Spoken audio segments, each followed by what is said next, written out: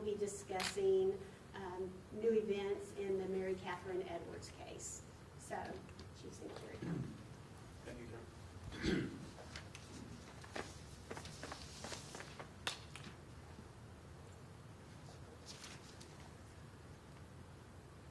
On Saturday, January 14th, 1995, Mary Catherine Edwards, a 31-year-old beloved Beaumont school teacher, was found deceased in her Park Meadow townhome.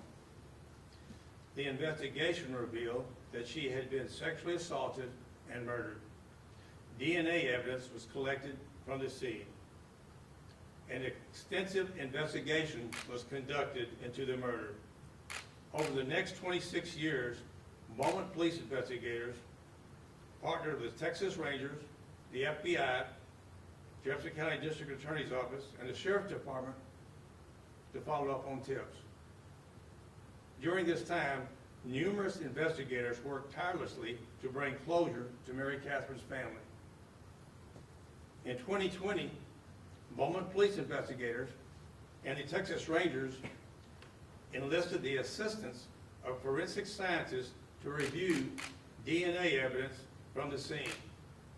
Utilizing technological advances, investigators were able to link DNA profile recovered at the scene to a 61-year-old suspect, Clayton Bernard Foreman of Reynoldsburg, Ohio. With the assistance of the Jefferson County District Attorney's Office, an arrest warrant was obtained. The Jefferson County Sheriff's Office Aviation Unit flew investigators to Reynoldsburg, Ohio, where Foreman was arrested and later extradited to Jefferson County. At this time, I would like to turn it over to the Jefferson County District Attorney's Office to speak about the indictment. Good afternoon. I'm Bob Wortham, and I want to thank the Beaumont Police Department and Jim Singletary for all they have done on this case. The beginning of the case was when the case started, and that's when they put the DNA in the freezer. Without that DNA evidence being put in the freezer, we wouldn't be where we are today because it wouldn't have been valid. And I can't tell you how much I appreciate everything the Beaumont Police Department has done. They have jumped through hoops forever. The day I was sworn in as District Attorney, Jimmy Singletary and I met, and I asked him, Jimmy, put your best agents on the Edwards case. I really want to make that case. And here we are today. We've indicted it, and we're ready to roll. There's a lot we're going to have to do. And I want to thank Jimmy and his department for everything they have done, the tireless hours, the tireless, endless hours they put on making this case. And with that, I'll turn it back over to Senator. In closing, we would like to acknowledge the team of investigators, agencies, and forensic genealogists who worked on this case.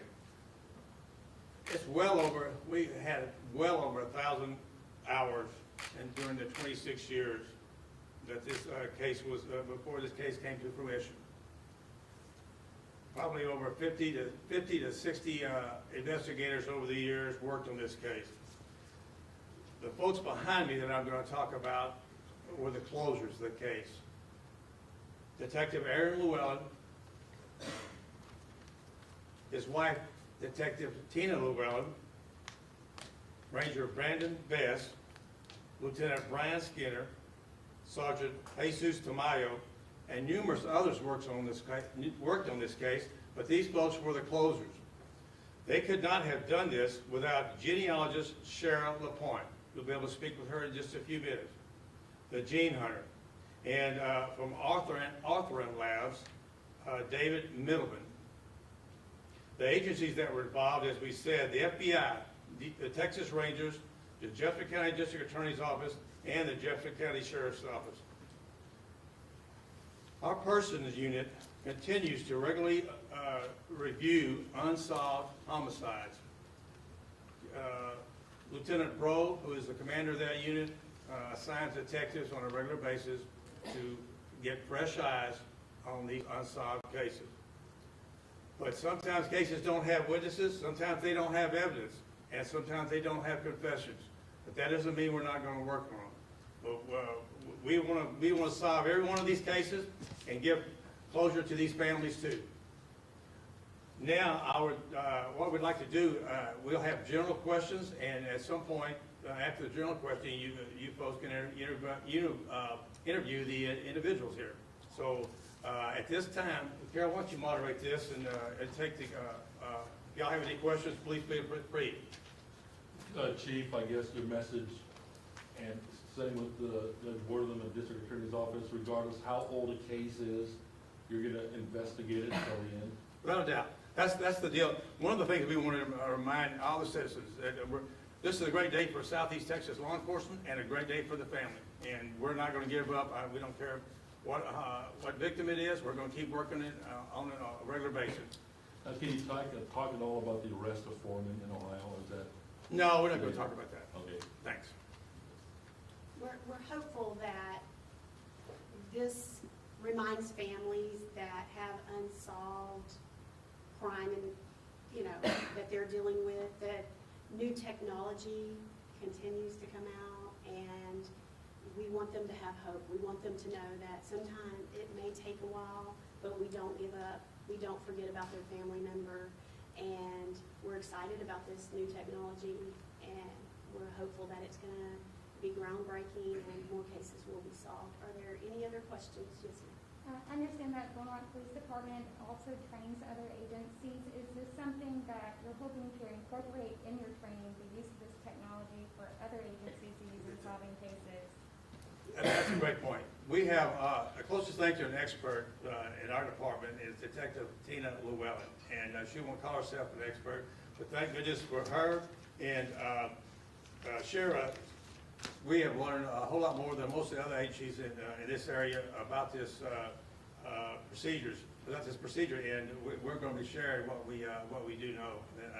And it just goes to show you what when all these agencies, the FBI, the Texas Rangers, when they work together with the Sheriff's Department, and the District Attorney's Office, and Beaumont PD, we can get things done. But yes, we will definitely share what we know, and that will make it the whole Southeast Texas law enforcement better. Anything else?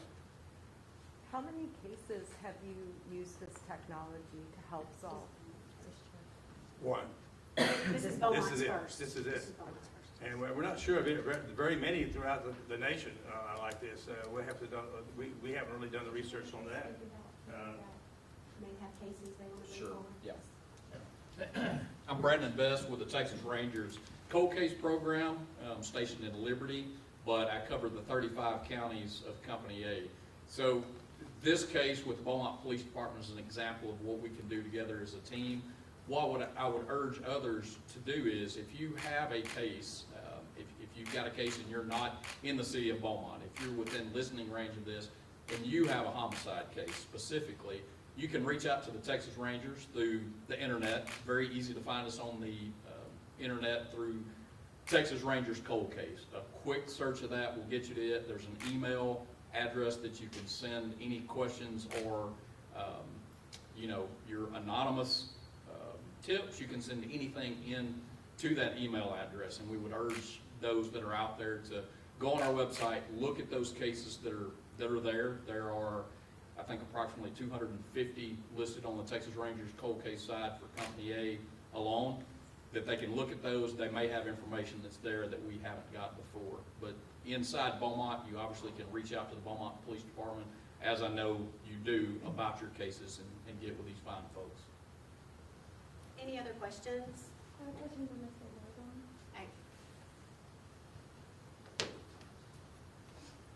Yes, ma'am. I understand that Mr. Foreman has been indicted for capital murder. Do you intend to seek the death penalty? Not at this time.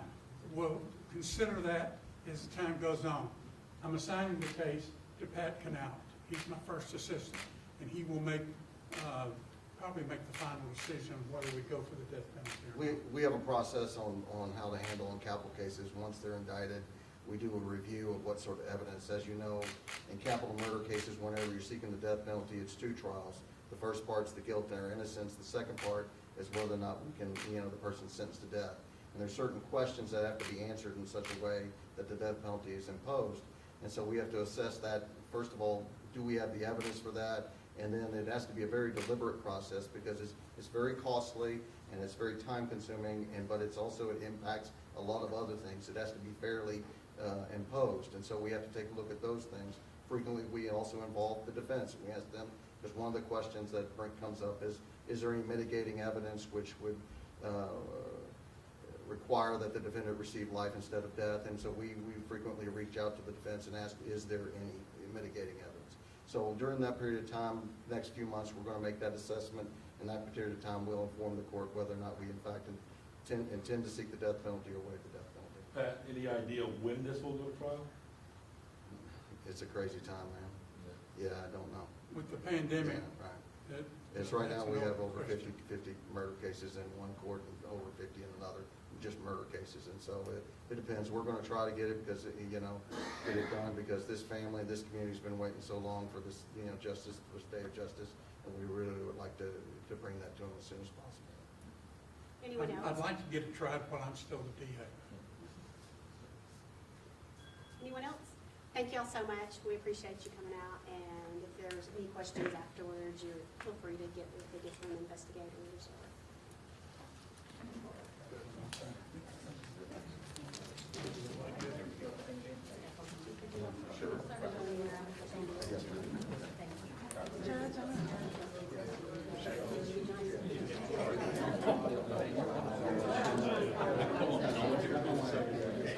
Brandon Best. I'm not supposed to interrupt you. If I can go on, talk about it. You got a cold case.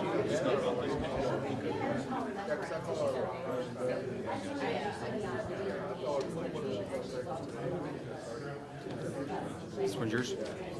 Just want to make sure you got it.